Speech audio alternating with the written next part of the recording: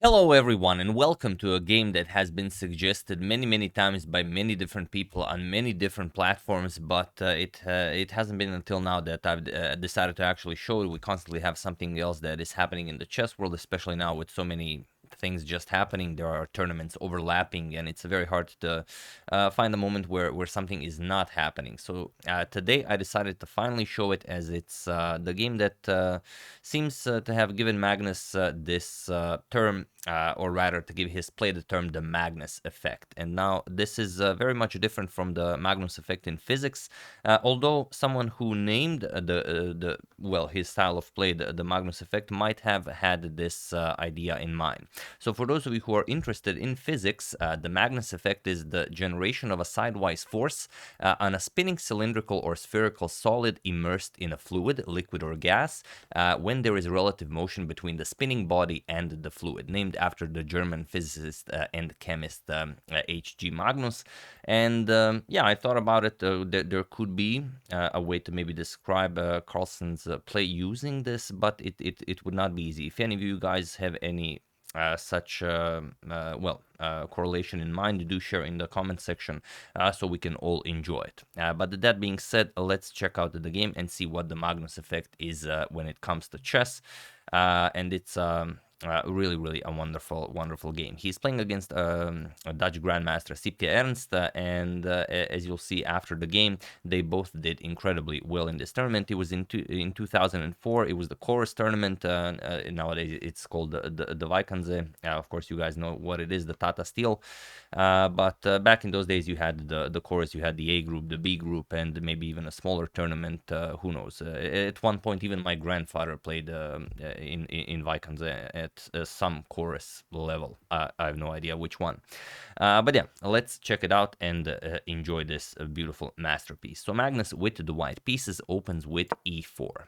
We have c6 by Ernst, d4 and d5. So normal Caro-Kann defense here, knight to c3, d captures on e4, knight captures, and bishop to f5. This is the classical variation of the Caro-Kann. Knight g3, attacking the bishop, bishop to g6, and of course h4, going after that bishop with h5. So as Ernst makes some room for the bishop, he plays h6. Now you can retreat the bishop to h7. Now comes knight to f3, knight to d7, and now h5. This is the Spassky variation, and this definitely stands the test of time. Like I said, the game was from 2004. That's 18 years ago, and it's still very much playable in 2022. So bishop to h7. Now comes bishop to d3, offering a trade of light square bishops. Bishop captures, queen captures, and now e6. And here Magnus develops the bishop, bishop to f4, saying that he is most likely castling queenside. Bishop to d2 or bishop to f4 are still, to this day, the absolute top moves in this position. So knight g2 f6 and queenside castles by Magnus. We have bishop to e7, and now Magnus goes for knight to e4.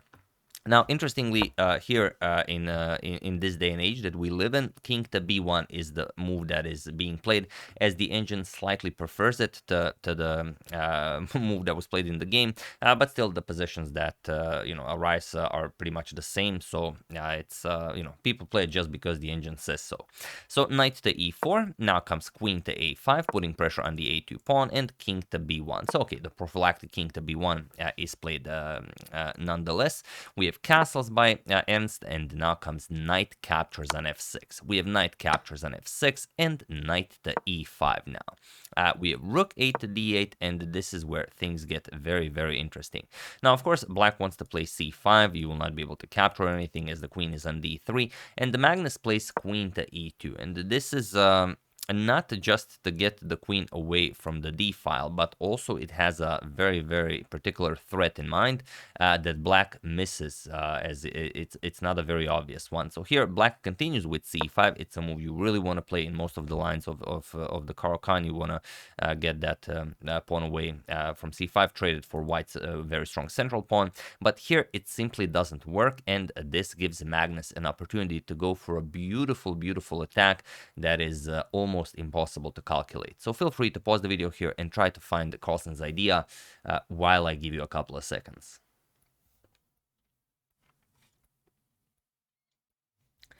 So for those of you who were able to do it, congratulations on spotting this, well, a seemingly impossible idea to spot. And for those of you who just want to enjoy the show, it is knight to g6. That's the good stuff. And now the problem is the rook is being attacked as well as the bishop, and the bishop is undefended. And it seems like you only have two good choices here. One is to capture the knight, the other one is to move the rook and defend your bishop on e7. And this indeed is the only move for black. But it's so complicated that you guys will enjoy it so much. So let's say rook f to e8 is played. We're going to capture the bishop here, and after rook captures knight, now we just play d captures on c5. And now you have a problem. You can't really capture back with the queen because the rook on d8 would hang. And if you do nothing, well, we're just going to put a bishop on d6, and that's a huge problem for black. So what might happen is you might think, okay, let's play rook captures on d1. Now comes rook captures on d1, and queen captures on c5. But now again, bishop d6, and white just wins. So obviously, we can't play that. So the only thing black could do is play knight to d5. Now, okay, you are attacking the bishop on f4, but still, we play bishop to d6, attack the rook, and once the rook moves, now we can play c4. We challenge the knight, knight back to f6, and now we play rook to h3. So it's completely crazy, a complete madness of a line, and black, it doesn't really have all that many useful moves. At some point, you will want to challenge this structure with b6, so you can capture here. The problem is, if you play this, and this is indeed the strongest move, we're going to play rook a3, attack the queen. Once the queen moves, we're going to attack the queen again, and once the queen moves, now we're going to play c captures on b6 and offer the bishop here. The problem is you can't really capture this. You have to play a captures on b6, then we capture with the rook, and then our bishop is nicely defended, and the white keeps all the edge. If you play rook captures on d6, then we just play rook captures on d6, rook captures and b7, and of course we win the game. There is no stopping pawn to b8. So here, basically, the best for black would be captures, captures, and now you get to play this position where white is just better, and white has two connected pass pawns here. It's gonna be very, very hard for black to play this, but this is the absolute best that black had. And once c5 is played, that's pretty much it. You're never, getting past this bishop blockade. So while terrible to play, it's the absolute best black has in this position, but it's impossible to calculate almost, and it's very, very ugly to play. So f captures on g6 was played instead, and now the attack begins. Queen captures on e6 with check, and of course you can't play rook to f7 to defend the bishop because we just attacked the rook, and that's it. White wins. So instead we have king to h8, but now not queen captures on e7. That would allow black some breathing room, and he would be able to consolidate. Still h captures on g6, and this h captures on g6 is the only move that wins the game for Magnus, but it's such a spectacular move that a very cold-blooded idea, saying that I now want to start capturing on h6 with everything, bring the other rook to h1, and checkmate the black king. So how can you stop this? Well, knight to g8 is one way to try, but other ways aren't all that much better. Now you add another defender to the h6 pawn. Also, you are guarding the bishop on e7. But Magnus still starts sacrificing. Bishop captures on h7. And now, of course, you can't just wait for the bishop to move. Just bishop d2 opens up a discovery. You can pick up the queen, but most likely you will checkmate the black king as well. So g captures on h6. This is the only move that doesn't result in a forced checkmate. Rook captures on h6. Now, again, you have to capture. If king g7, rook h7 is checkmate.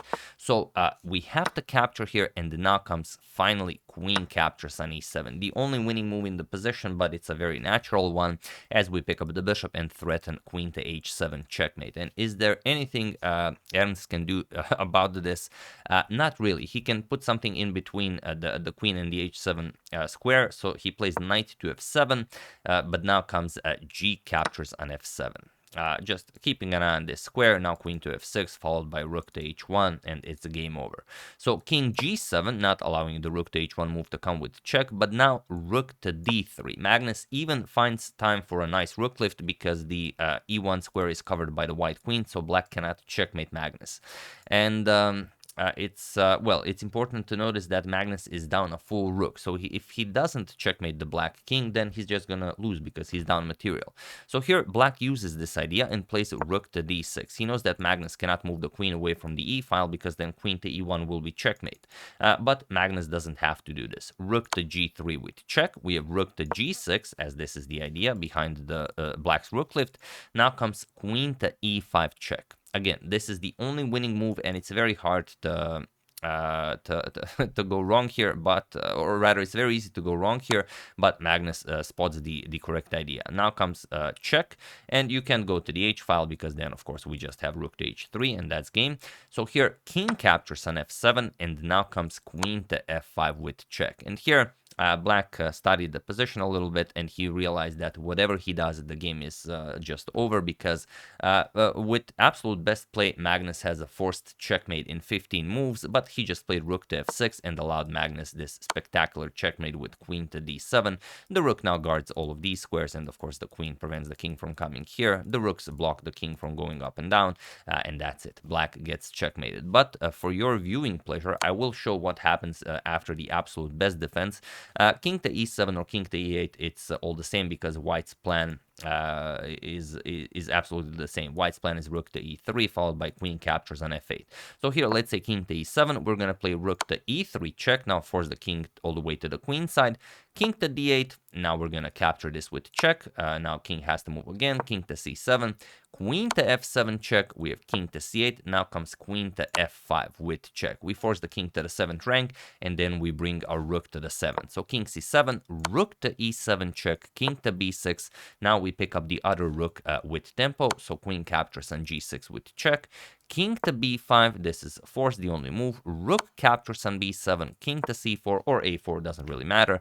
Queen to e6 with check, and now after king captures on d4, rook to d7 would be checkmate, as the queen covers the c4 square, and there is nowhere for black to go. The pawn covers the c3 square, so black finally gets checkmate. But black saw all of this, and he said, all right, let's end the game with a nice mating picture. Rook to f6, queen to d7 checkmate, and well, the rest is history.